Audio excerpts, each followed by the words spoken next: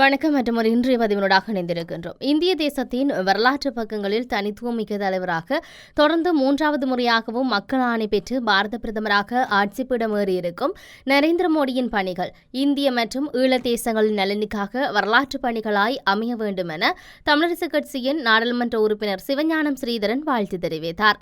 ஈழத் தமிழ் மக்களுக்கென அர்த்தமுள்ள அடிபணியாததுமான தமஷ்டி முறையிலான நிரந்தர அரசியல் தீர்வினை பெற்றுத் தருவதில் இந்தியாவே பாதுகாப்பரணாக இருக்க வேண்டும் எனவும் இதற்கு பாரத பிரதமர் துணை நிற்க வேண்டும் எனவும் நரேந்திர மோடிக்கு எழுதிய வாழ்த்து உரையில் தெரிவித்தார். தாங்கள் இந்திய மக்களின் மன உணர்வுகளை வென்றிருப்பதன் பிரதிபலிப்பாகவே மக்களவைத் தேர்தலில் பெற்றிருக்கும் இந்த வெற்றி அமைந்திருக்கிறது.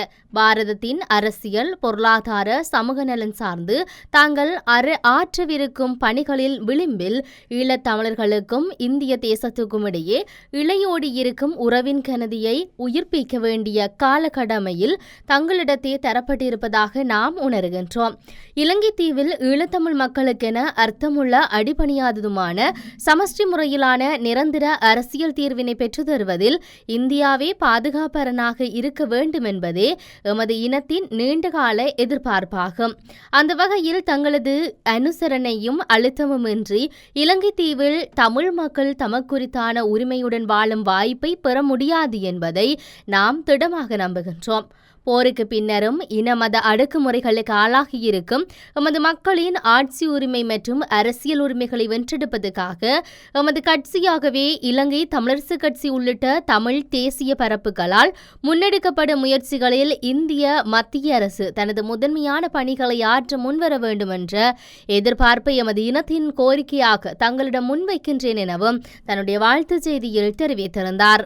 இதேவேளை ஐக்கிய மக்கள் சக்தியின் தலைவர் சஜித் பிரேமதாச மற்றும் ஐக்கிய மக்கள் சக்தியின் தலைவர் அனுர்குமார் திசாநாயக்க இருவருக்கும் இடையில் இடம்பெற்ற தீர்மானிக்கப்பட்டிருந்த விவாதத்தில் சஜித் கலந்து கொண்டிருக்கவில்லை. முதலில் பொருளாதார விவாதம் மற்றும் அதன் பின்னர் தலைமைத்துவ விவாதம் என்பன விவாதம் தொடர்பிலான சஜித் பிரேமதாசவின் கட்டாயமான நிபந்தனை என்பதால் நேற்றைய தினம் இடம்பெற்ற தீர்மானிக்கப்பட்டிருந்த விவாதத்தில் சஜித் கலந்து கொள்ளவில்லை என ஐக்கிய மக்கள் சக்தியின் நாடாளுமன்ற உறுப்பினர் நளின் பண்டார சுயாதீன தொலைக்காட்சி சேவைக்கு கடிதம் ஒன்றின் மூலம் நேற்று மாலை அறியப்படுத்தியிருந்தார். தென்னிலங்கை அரசியலில் ஐக்கிய மக்கள் சக்தியின் தலைவர் சஜித் பிரேமதாஸ் மற்றும் தேசிய மக்கள் சக்தியின் தலைவர் அனுர்குமார் திசாநாயக்க இடையிலான விவாதம் தொடர்ச்சியாக பேசுபொருளாக அமைந்திருந்தது. இரு தரப்பினரும் ஒருவருக்கொருவர் மாறி மாறி நாட்களை வழங்கி அரசியல் மேடைகளில் பேச்சுக்களை நிகழ்த்தி வந்தனர்.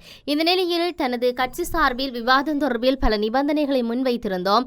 எனினும் தேசிய மக்கள் சக்தி எந்தவிதமான கலந்துரையாடலும் ஈடுபடாமல் சுயாதீன தொலைக்காட்சியின் அறிவித்தலின்படி விவாதத்துக்கு தயார் என தெரிவித்ததாக நளின் பண்டார குற்றம் சுமத்தியிருந்தார்.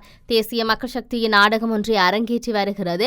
இந்த நாடகத்துக்கு பின்னால் ஜனாதிபதி ரணில் விக்ரமசிங்கவும் இருக்கின்றாரா என்ற சந்தேகம் தற்போது எங்களுக்கு எழுந்துள்ளது என அவர் தெரிவித்தார். இரு விவாதங்களும் ஒரே நாளில் நடைபெற வேண்டும் எனவும் இதற்கெனும் வாய்ப்புகள் உண்டு எனவும் ஐக்கிய மக்கள் சக்தியின் நாடாளுமன்ற உறுப்பினர் நளின் பண்டார தெரிவித்தார். எவ்வாறாயினும் 6ஆம் தேதியின் பின்னர் எந்தவித விவாதத்துக்கு தயாராக இல்லை என தேசிய மக்கள் சக்தி தெரிவித்துள்ளமை குறிப்பிடத்தக்கது. இந்த நிலையில் நான் ஜனாதிபதியாக தெரிவானால் இலங்கையின் இறையாண்மையை பாதிக்காத வகையில் தமிழ் மக்கள் விரும்பும் தீர்வை வழங்க தயாராக இருக்கின்றேன் என்று எதிர்க்கட்சித் தலைவர் சஜித் பிரேமதாச சொல்லியிருக்கின்றார். எதிர்வரும் ஜனாதிபதி தேர்தலில் எனக்கு வெற்றி வாய்ப்பு அதிகம். சிங்கள மக்கள் மாத்திரமன்றி பெரும்பாலான தமிழ் முஸ்லிம் மக்களும் எனக்கான ஆணையை வழங்குவார்கள். நான் ஜனாதிபதியாக பதவியேற்றவுடன் தற்போதைய நாடாளுமன்றத்தை கலைத்து விடுவேன். தேர்தல் மூலம் புதிய நாடாளுமன்றம் அமையும். ஐக்கிய மக்கள் சக்தி தலைமையிலான கூட்டணியை அமைக்கும், ஆட்சி அமைக்கும். புதிய அரசமைப்பை கொண்டு வந்து இலங்கையின் இறையாண்மையை பாதிக்காத வகையில் தமிழ் மக்கள் விரும்பும் தீர்வை வழங்க நான் தயாராக இருக்கிறேன். இதற்கு புதிய நாடாளுமன்றத்தில் அங்கம் வகிக்கும் ஆளும் எதிரணி உறுப்பினர்கள் ஆதரவு வழங்குவார்கள் என நம்புகின்றேன். நமது அரசியல் இனவாதம் மதவாதம் என்ற ரீதியில் நாட்டில் மீண்டும் பிரச்சனை ஏற்படுத்த இடமளிக்க மாட்டேன். கடந்த காலங்களில் இனவாத தளம் மதவாத தளம் சிங்கள தமிழ் முஸ்லிம்கள் பெரிதும் பாதிக்கப்பட்டார்கள். இந்த நிலைமை இனியும் வேண்டாம். அனைவரும் ஒரே நாட்டு மக்கள், ஒரு தாய் வயிற்று பிள்ளைகள் என்று சஜித் பிரேமதாச சொல்லியிருந்தார்.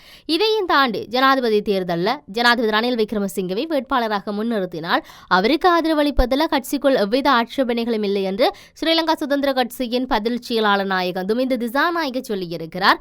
கொழும்பு டார்லி வீதியில் உள்ள ஸ்ரீலங்கா ஸ்ரீலங்கா சுதந்திர கட்சி தலைமையகத்தில் நேற்று தினம் நடைபெற்ற ஊடகவியலாளர் சந்திப்பில் தான் இந்த விடயத்தை அவர் சொல்லியிருக்கின்றார். எதிர்வரும் ஜனாதிபதி தேர்தல் என்ன செய்வது என்பது குறித்து கட்சி இன்னும் இறுதி தீர்மானத்துக்கு வரவில்லை என்று அவர் சுட்டிக்காட்டியிருந்தார். ஸ்ரீலங்கா சுதந்திர கட்சி தற்போது சகல விடயங்களையும் பூர்த்தி செய்ததாக தெரிவித்த செயலாளர், கிராம மட்டத்திலிருந்து கட்சியை மீள பலப்படுத்தி அடுத்த தேர்தலுக்கு தயாராகி வருகிறது. பல கூட்டணிகள் உருவாகி வரும் நிலையில் ஸ்ரீலங்கா சுதந்திர கட்சியின் தலைமையில் தான் மிகப்பெரிய கூட்டணி உருவாகி இருக்கு.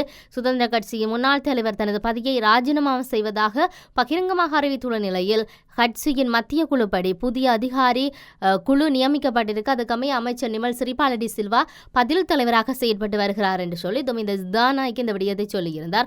உண்மையில் ஜனாதிபதி தேர்தல் நெருங்கி வருகின்ற நிலையில் பல்வேறுபட்ட வாக்குறுதிகள் வழங்கப்பட்டுக் கொண்டிருக்கிறது.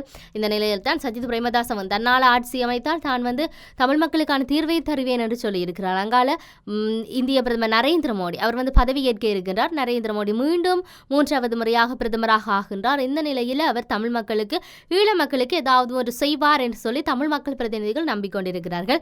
இவற்றினுடைய நகர்வுகள் எவ்வாறு நகரப் போகின்றது பொறுத்திருந்தான் பார்க்க வேண்டும். மற்றொரு பதிவினூடாக சந்திப்போம். வணக்கம்.